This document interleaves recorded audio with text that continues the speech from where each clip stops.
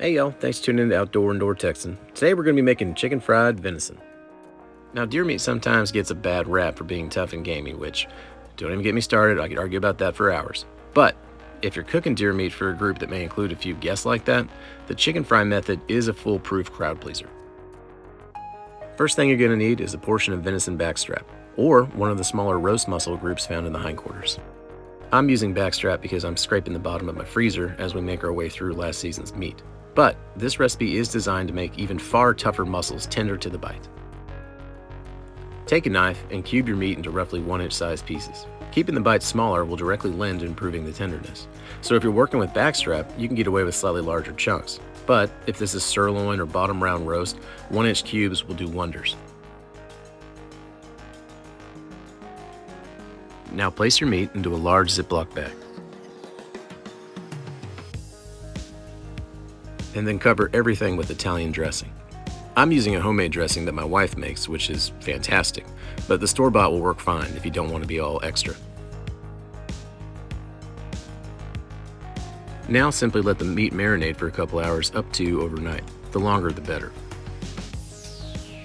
While the meat marinates, take a large mixing bowl and pour out about a half pound of all-purpose flour. Now we're going to season the flour. The seasoning you choose is up to you, but remember this is going to be what rounds out the flavor in your breading. So choose wisely. I picked 2 standbys in our kitchen. First, Tony Chachere's Cajun seasoning, and second, the all-powerful and mighty Musket powder. Both of these seasonings are well-rounded and more or less intended for wild game, so they should play well together and add some great flavors to the breading. I'm not giving exact measurements on how much seasoning to pour. This is more or less a visual and to taste kind of thing. Just make sure to use a whisk or fork to dry mix everything well. And you'll want your flour to appear pretty dirty to indicate a good ratio of seasoning. Another fast prep step is to pour a couple cups of whole milk into a bowl. This will act as a binder in between flour dredges. You can also sub this milk for a couple whisked eggs, or if you like it hot, fill the bowl with your favorite hot sauce like I do in my fried alligator video. Now, an optional step if you're worried about tenderness still is to get everything a few smacks from a tenderizing hammer. I typically don't do this for backstrap, but I wanted to include it in the video so that you had this information in case you're working with a tougher cut of meat.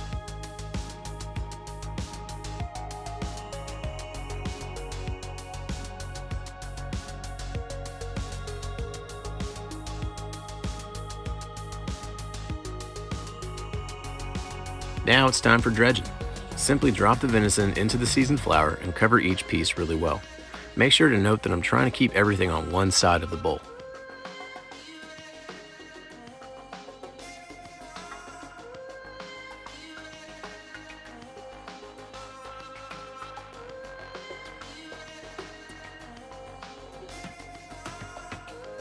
Then take each covered piece and dunk them briefly into the milk, and then place them back into the seasoned flour on the other side of the bowl.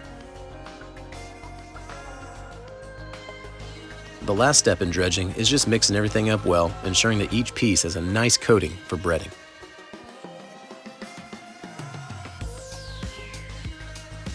For the frying part, take a cast iron pan or any similarly high-walled pan and fill no more than halfway with vegetable oil.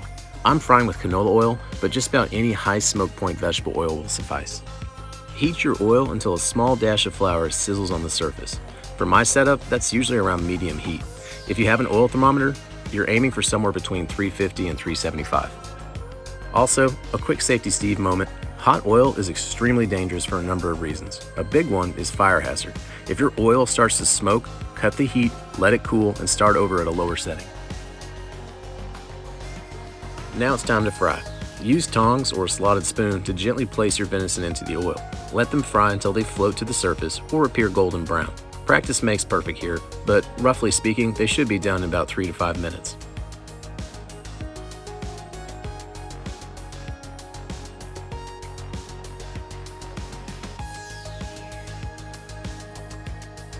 As you remove your finished pieces, place the nuggets on a plate covered in paper towels to dry and cool.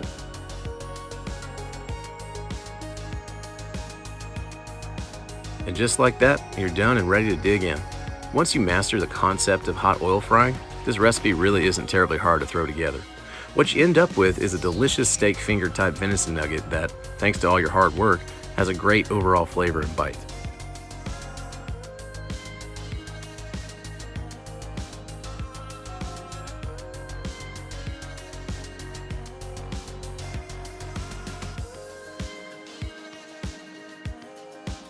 As always, thank y'all so much for watching. Let me know in the comments below how yours turned out. And if you have any questions at all, please feel free to leave a comment and I'll be happy to chew it over with you. If you like what you see, please like and subscribe to the channel for more great content to come. Alright y'all, take care.